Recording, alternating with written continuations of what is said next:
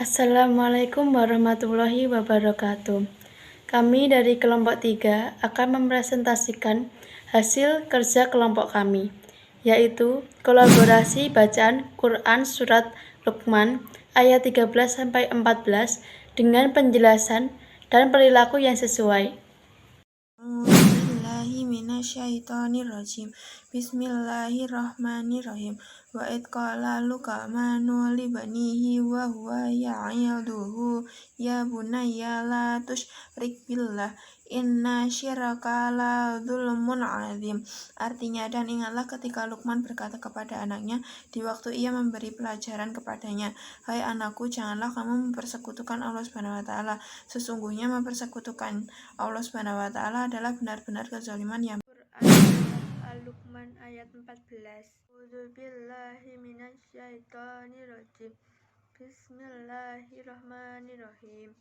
Wa wasainal insana biwalidayhi hammalathu ummuhu wahnan ala wahni wa fisaluhu fi amaini inni syukur liwalidai ilayyal masir.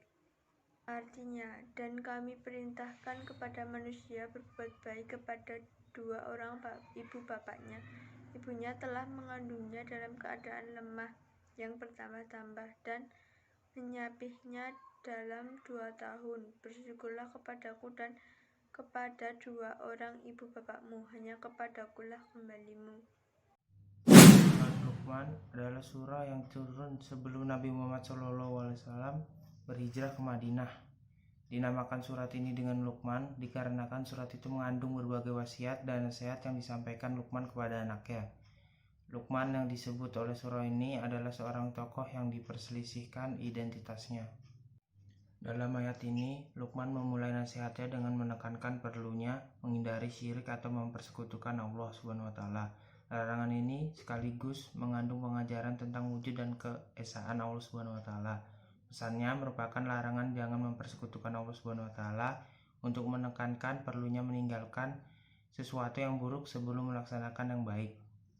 Tafsir Ramadan absen 9. Tafsir atau penjelasan ayat. Dalam ayat di atas, Allah Subhanahu wa taala menginformasikan tentang wasiat Luqman kepada anaknya. Wasiat pertama adalah agar menyembah Allah Subhanahu wa taala yang Maha Esa tanpa menyekutukannya dengan sesuatu apapun. Kemudian nasihat itu menyembah Allah Subhanahu wa taala dibarengkan dengan perintah untuk berbuat baik kepada orang tua. Terkait dengan bakti kepada kedua orang tua, banyak hadis telah diriwayatkan, di antaranya adalah sabda Rasulullah SAW adalah berikut, yang berbunyi dari Abu Hurairah radhiyallahu anhu, dia berkata, seorang laki-laki datang kepada Rasulullah SAW sambil berkata, wahai Rasulullah, siapakah yang paling berhak aku berbakti kepadanya? Beliau menjawab, ibumu. Dia bertanya lagi, kemudian siapa? Beliau menjawab, ibumu. Dia bertanya lagi, kemudian siapa lagi? Beliau menjawab, ibumu. Dia bertanya lagi, kemudian siapa? Dia menjawab, kemudian ayahmu. Itu riwayat Bukhari, hadis nomor 5514. Dalam hadis di atas kita temukan betapa Rasulullah SAW sangat memuliakan seorang ibu, bahkan seakan-akan jasanya berlipat 3 dibandingkan ayah. Dalam hadis lain yang sangat populer juga terdapat penegasan Rasulullah SAW bahwa surga itu di bawah telapak kaki ibu. Itu semua adalah penekanan dari Allah Subhanahu wa taala dan Rasulnya tentang pentingnya berterima kasih kepada kedua orang tua, terutama ibu. Perwujudan syukur kepada Allah Subhanahu wa taala itu tidak lain adalah dengan menjalankan perintahnya, baik dalam bentuk ibadah ritual seperti sholat maupun dalam bentuk ibadah umum seperti menjaga kesehatan secara tegas, bagaimana ibadah itu hanya sekedar mensyukuri nikmat Allah Subhanahu wa taala tergambar dalam hadis berikut. Dari Aisyah radhiyallahu anha bahwa Nabi Shallallahu alaihi wasallam melaksanakan sholat malam hingga kaki beliau bengkak-bengkak.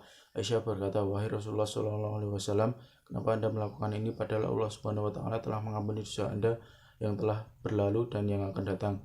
Beliau bersabda, apakah aku tidak suka jika menjadi hamba yang bersyukur? Dan tatkala beliau gemuk, beliau sholat sambil duduk. Apabila beliau hendak rukuk, maka beliau berdiri kemudian membaca beberapa ayat lalu rukuk. Hadis riwayat Bukhari, hadis nomor 4460. Kalaupun semua usia kita dihabiskan untuk bersyukur kepada Allah Subhanahu wa taala dengan beribadah, rahmat dan nikmat Allah Subhanahu wa taala kepada kita tidak akan pernah terbayar karena anugerah Allah Subhanahu wa taala untuk manusia terlampau banyak dan tidak akan terhitung. Perilaku yang sesuai yaitu yang pertama bersifat qanaah, yaitu menerima semua jenis kenikmatan yang dianugerahkan Allah Subhanahu wa taala, baik yang dianggap kecil maupun besar, dengan ikhlas dan penuh kerelaan. Tanpa qanaah, tidak mungkin kita dapat bersyukur. Yang kedua, berusaha mengesahkan Allah Subhanahu wa taala dan tidak menyekutukannya dengan suatu apapun. Yang ketiga, berusaha menaati Allah Subhanahu wa taala dalam segala keadaan dan menjauhi larangannya sebagai bentuk syukur kepada Allah Subhanahu wa taala. Yang keempat, berbakti kepada kedua orang tua sebagai bentuk terima kasih kepada mereka atas semua perjuangan dan pengorbanannya dari sejak dalam kandungan hingga saat ini. Yang kelima, memperbanyak amal saleh atau perbuatan yang bermanfaat bagi sesama sebagai bentuk nyata dari ungkapan rasa syukur kepada Allah Subhanahu wa taala. Sekian video presentasi yang dapat kami sampaikan. Jika ada kesalahan kata, kami mohon maaf. Wassalamualaikum warahmatullahi wabarakatuh.